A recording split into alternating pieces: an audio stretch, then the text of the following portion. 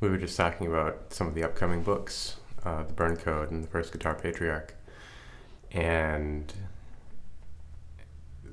though each of those have unique qualities. Talking about the three burnings. The three burnings of the Agnishabd Dhamma. Here. Shuddha Dhamma. Yeah. That these, like all of the other writings, have a certain sense of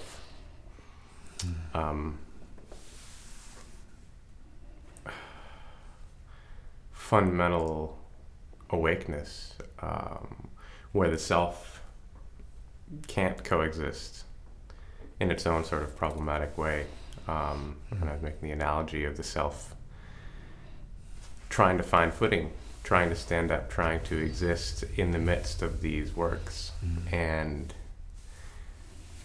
there's nowhere to hide, there's nowhere to stand, there's no basis for a traditional egoic sense of self in the writing, although it may very briefly exist as a sort of hook, as a sort of invitation.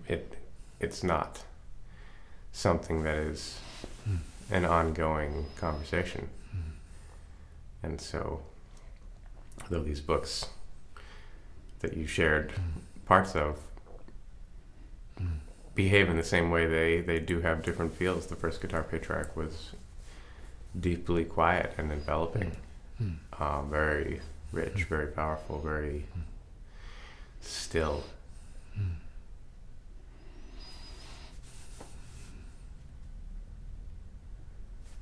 Yeah.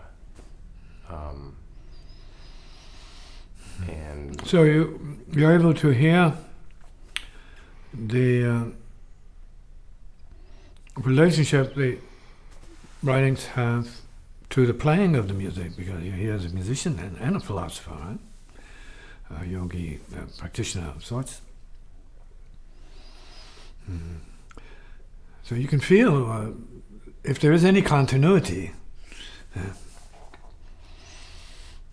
And as I've said to a few people, the writings are the lyric of the music. The music is the accompaniment of the lyric, say, in a sense. The teachings, the wisdom. They're not separate, they are one.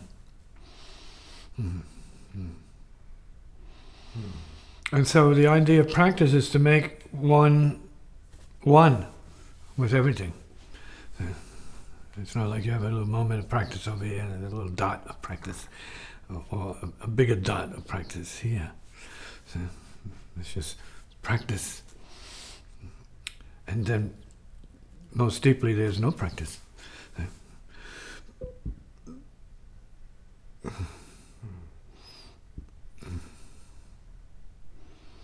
And for some that's a catastrophic proposition. The practice of no practice. Is that the real practice? We have to say, oh yes, it is. That's the real practice. Yeah. Do you have a sense of, relative to music, why you chose or fell into the jazz idiom, and why that was the platform for what you Well, that's the culture. That was the culture I was in. I was in the Latin jazz culture. That was everywhere. It was the rock and roll of the environment. It was the happening thing. See? It was a get up and dance thing. It was the life movement.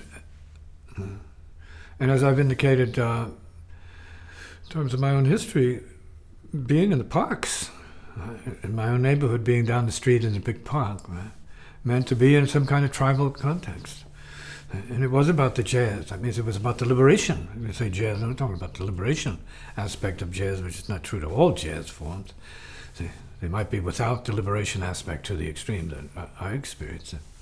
See, this is about descarga, letting it go, discharge. See? Stepping out of yourself and being mad, ecstatically involved and gone at the same time. See? It's gone into your own happiness. So jazz then is something that we can more or less relate to that. But it's going back to primordial self-liberation practice. Whether you're doing screaming, primordial screaming, right? And to relieve yourself of, say, pain, suffering, stress, whatever you have, right? Or pleasure or pain, doesn't matter, same thing. Expression of power. So the expression of the voice that you were given to express your power through. See? I'm going back to the roots of it, where you're not self-conscious, you're self-liberated. And everyone is there with you to try and give you the cooking that you need to be ready for the great consummation, say, of entering the light, let's say, the peace, your bliss, gone.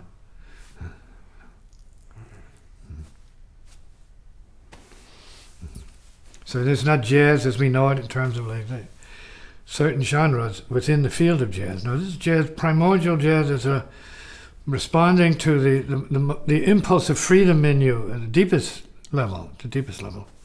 So, freedom. Not against anyone. It's for the universe. Boom. Heart is the universe. The universe is the heart.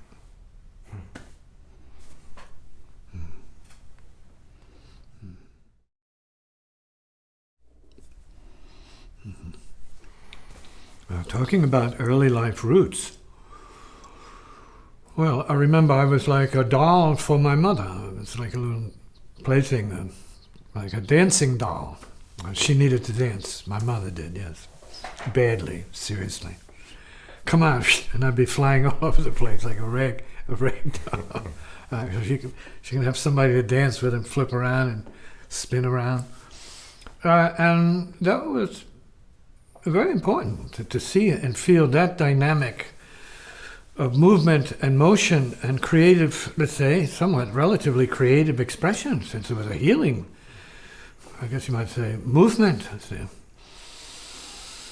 It was a happy kind of movement, a movement towards happiness. Dance in the rhythms, the beats, the time flow. So very cosmic, so very deep, primordial. And as I evolved that way, I got older, of course, and became more of a partner for her in a certain way. I was playing, and the body was doing the responding to the sound and the music, and then I became part of the creation of that.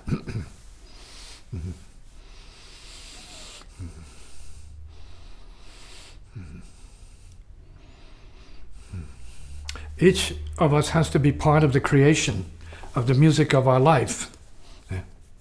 Whether you hear that in terms of sound or song or dance or performance in any way, no. You have to be the performer of your music. You have to hear that music. I don't mean pop music, particularly, or Latin music, or cultural music. Don't mean that exactly. As we're talking about the music of the field, the space. That field or space which allows you to be part of it, and then you have to find your harmony in it.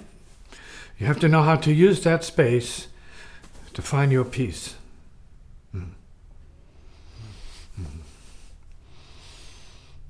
Because that space is not time. It's not like... There's rhythm in that space, but it's not exactly time. It's not this kind of time.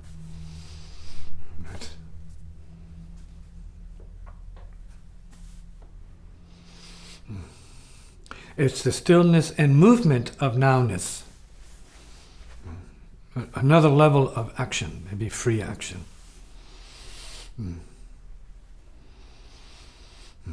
Where the body is liberated to sit down and relax and be stillness. It has to be liberated to do that.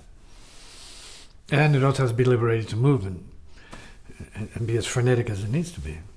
And stressed out. See, or exhausted. Then we're talking about the emotions having the same freedom. The freedom to be still and the freedom to freak out. See?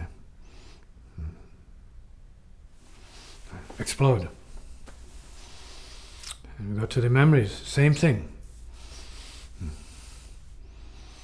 They can come and disappear, dissolve, or whatever. See? So then in this field, everything comes into it. Everything is before you. See? And then everything is already gone. That's the paradox of real music. It's always here, but it's already gone. And other things that you might do as a musician, so you to satisfy your moment in time as a musician, can be part of the same purificational, let's say, experience. Whether you're playing music by yourself or with a band, whether you're performing at a concert hall or privately in your own, say, closet, it's you as the universe then. How many of us sit as the universe? Free of our self-neuroses. No neuroses then.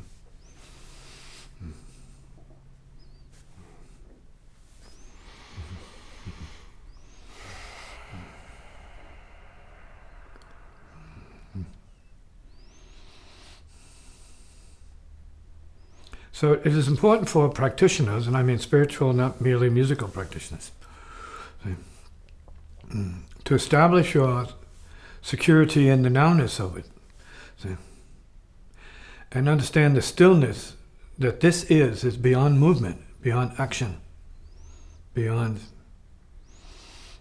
the universe of change. No change.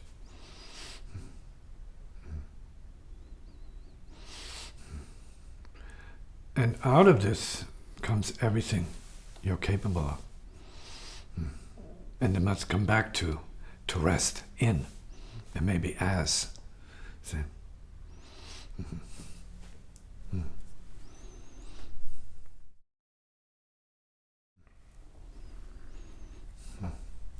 Who needs musical expression?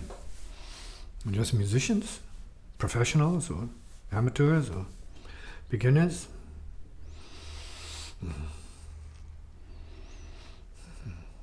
What doesn't need expression is a better question.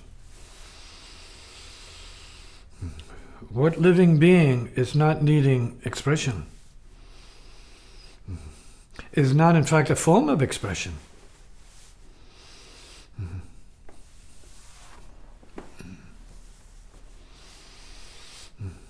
An expression of life, an expression of being, an expression of species, an expression of sound, matter, energy, or mind. Yeah.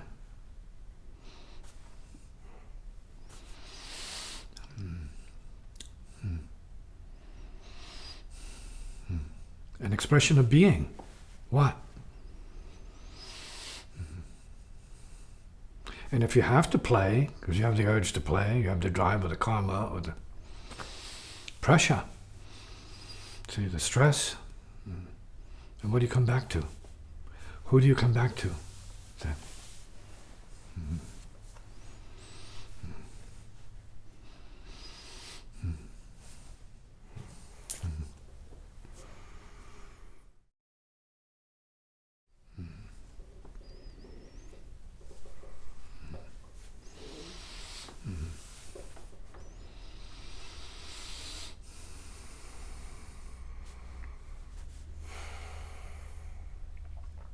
the function of brain, of mind. From it seems to arise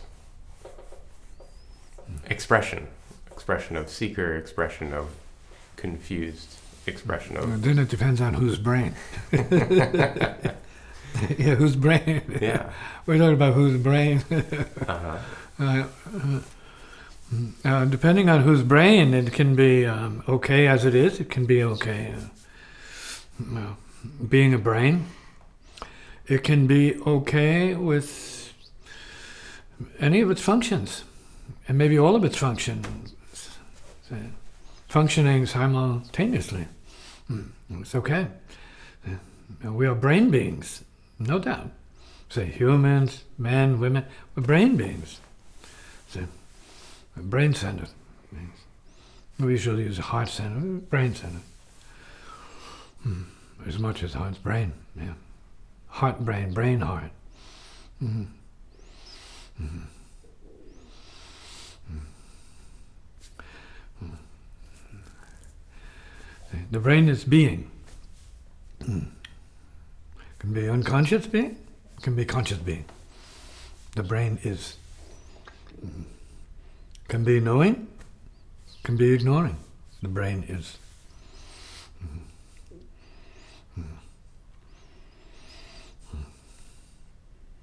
And the question is, do musicians really need to play? For what, the brain or the game? We're talking about theater, we're talking about art.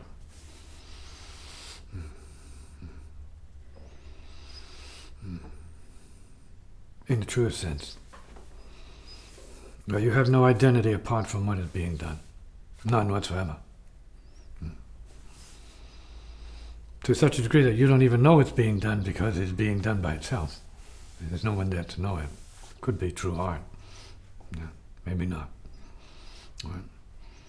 For some, depends on who.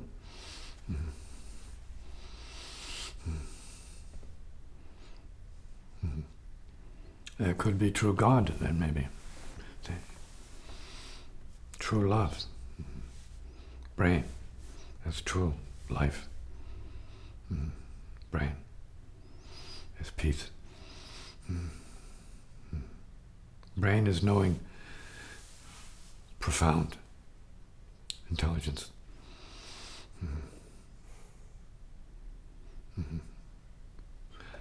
Maybe even profound wisdom.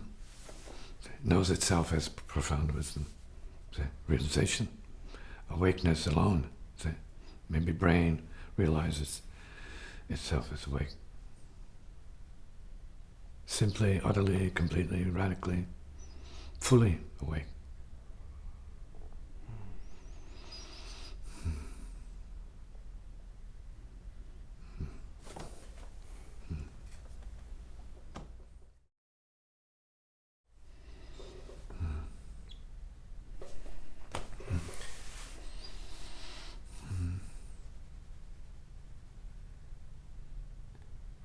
So could that last statement be understood as saying that the mind is the only thing, the only level that needs to know and that can know?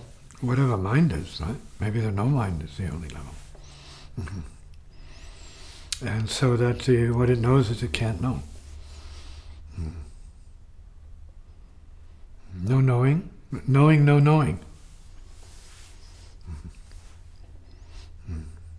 No complications. Knowing no knowing.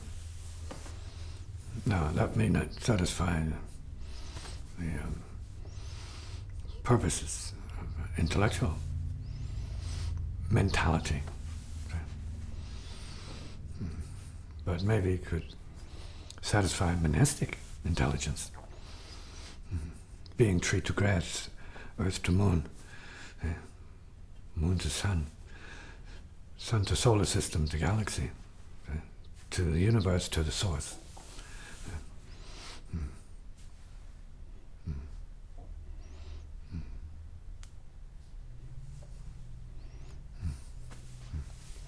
Complete. Okay. like music.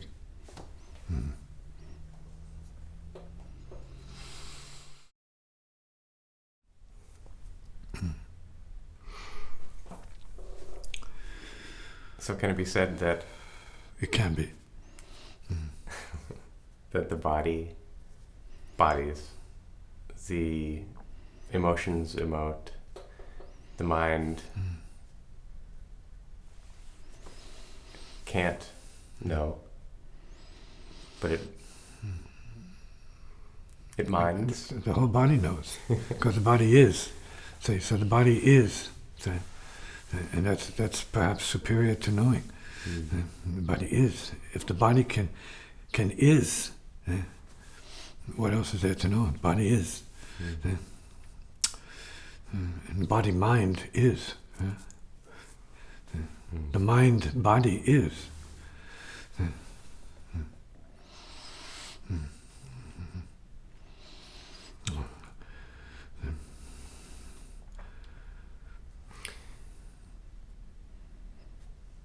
And we're distinguishing between body, mind, Word. yeah, Just word. Yeah. causal. So part of the mental, educational process. See? Yeah. Hopefully making something easier for the people who have to hear this. What are they talking about? Yeah. Nothing in particular. So we're talking about mind is what, body is what, awareness. And you go right there, it's awareness.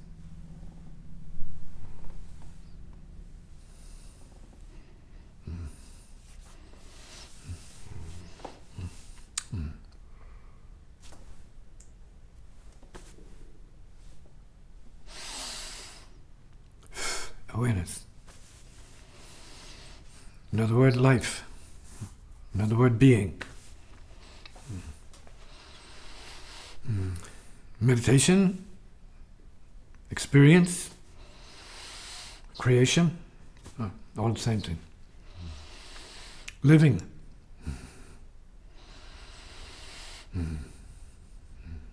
Fundamental practice, just breathing. Living.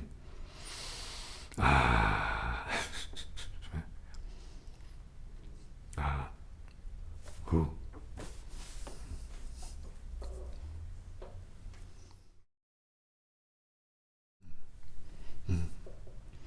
No realization. None whatsoever.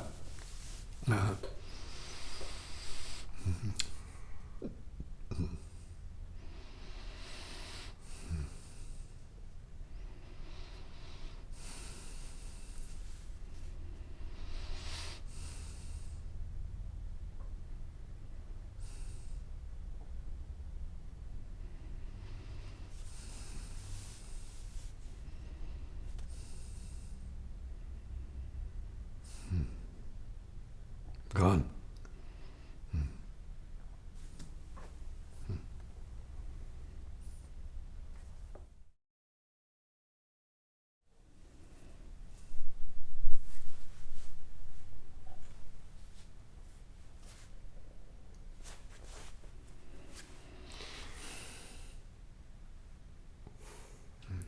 As I'm sitting and having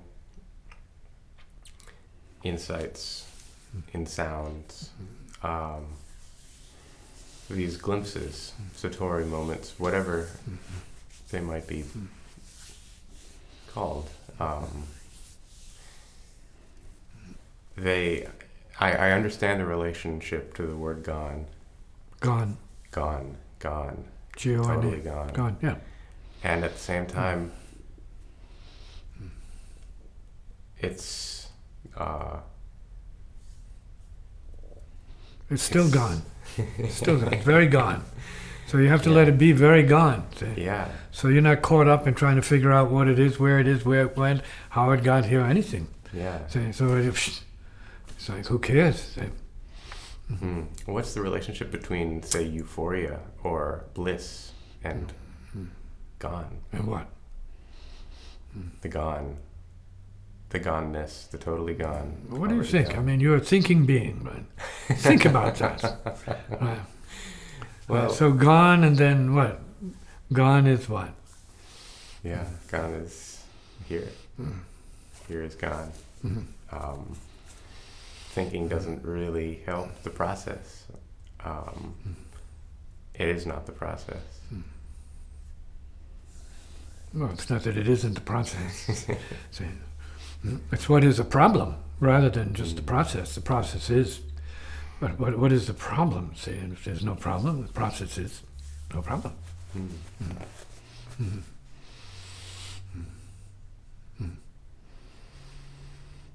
And when you let it, bliss arises. When you're empty, let's say, that's a good word for the moment.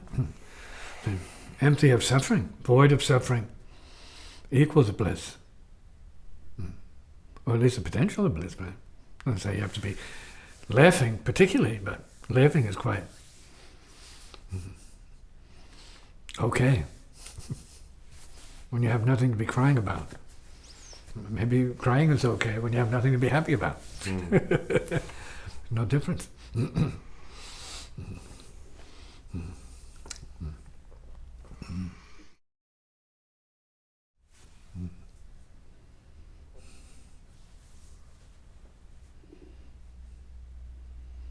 When you think about it, what?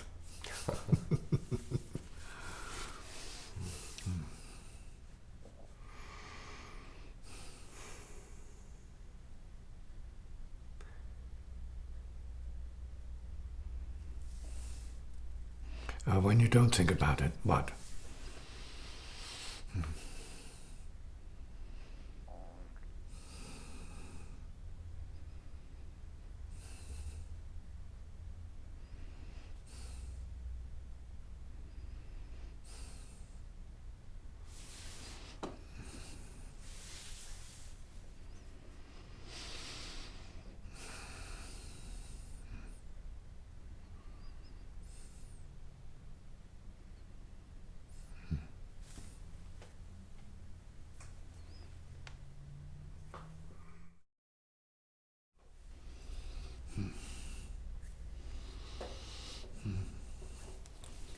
The whole basis for spiritual practice is to quiet down, to come into some inner harmonic resonance, peace.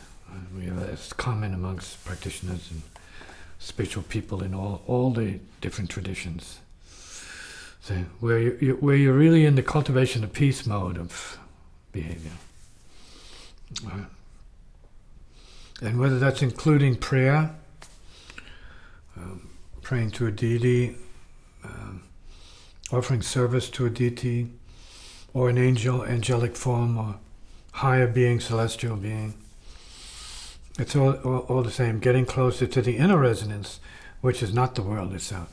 It's not the world. It's beyond the world.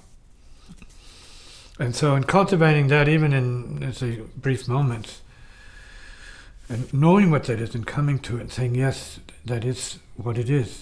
This is good. This is my harmony point, my harmonic, let's say, resonance point. Harmonic convergence point, if you want to call it that. And that's what you give to the world, because it's not out there. It's not in the world. If you go there looking for it, you won't find it. See? So it must be realized within. In conventional terms, it must be realized within. See? It's got to come from the inner space. In other words, you need to know it for real first. See? And practice it. And then you carry it. You carry it out. And sometimes words can be used to cause that resonation to arise by itself. And we can go to a movie and hear and see something, and then, boom, we're in that resonation. Whether it's Mahatma Gandhi or any of the great movies that bring about this kind of a sense of universal intelligence. Mm-hmm. Universal knowing, heart knowing with something. Mm-hmm. Mm-hmm. Imagine. Yeah? Mm-hmm.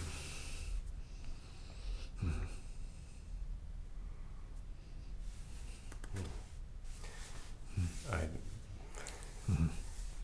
Imagine. Yeah. Mm-hmm.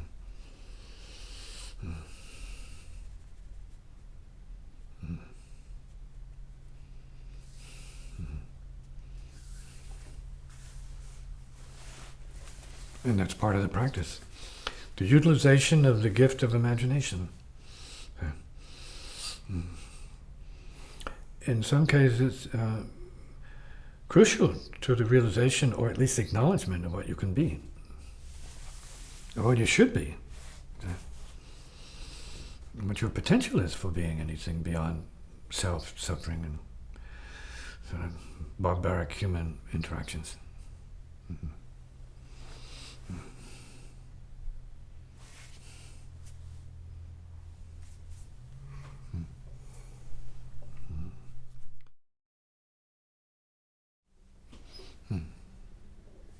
Well, we are the world. We are also beyond the world. So we are the world we need to get beyond. Say, yeah, be beyond.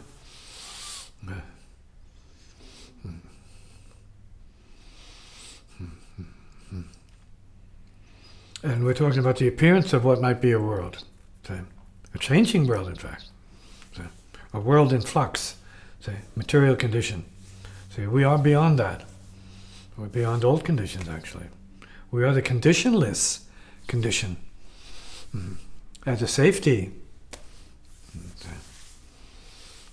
net. You have to come back to the conditionlessness of true being, pure being itself.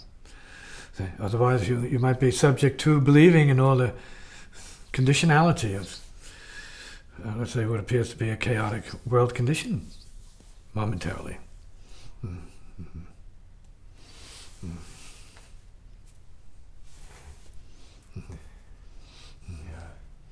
And when you go to sleep, you go into a deconditional state. You go into the unconditional condition, say, of nothing. Not to be lightly taken or ignored. You go back to zero. You go back to the God of zeroness. You have to, otherwise you don't survive. You can't last. So you have to go back so deep you don't know what it is you're going into. You don't know where you're coming from, which is the mystery of this whole process of being human or being even.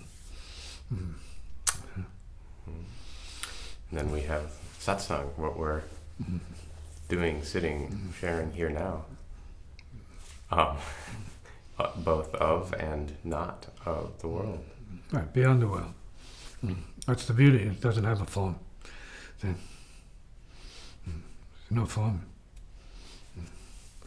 Same with the kind of music that I've been playing, pretty formless, in fact. So it is of something else other than the world of form. It's something maybe of the world of formlessness.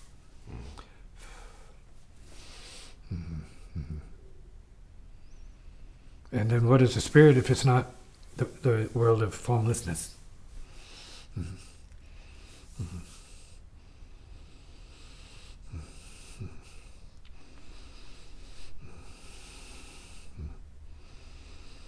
That's also what we are, perfectly. What it is. What it is.